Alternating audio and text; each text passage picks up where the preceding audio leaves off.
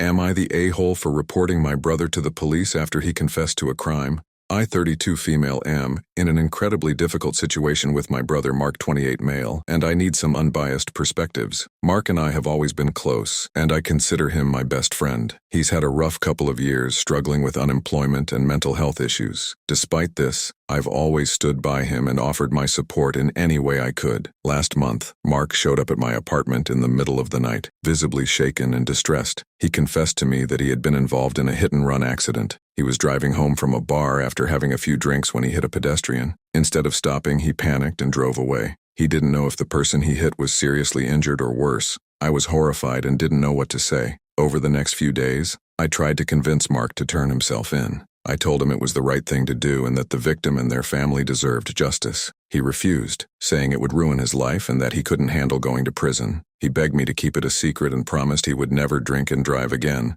I was torn. On one hand, I felt a deep loyalty to my brother and understood his fear. On the other hand, I couldn't stop thinking about the person he hit and their family. What if they were seriously injured or dead? I started to feel complicit in his crime by staying silent. I did some research and found news articles about the hit and run. The victim, a 19-year-old college student named Sarah, was in critical condition in the hospital. Seeing her picture and reading about her dreams and aspirations broke my heart. I knew I couldn't stay silent any longer. I contacted a lawyer to understand the consequences and then went to the police. I told them everything Mark had confessed to me. They thanked me for coming forward and assured me that I had done the right thing. Shortly after, Mark was arrested. My family is in chaos. My parents are furious with me and have cut off all contact. They believe I've betrayed the family and destroyed Mark's life. They think I should have protected him and let him come to terms with his actions on his own. My friends are divided. Some think I did the right thing, while others believe I overstepped and should have handled it within the family.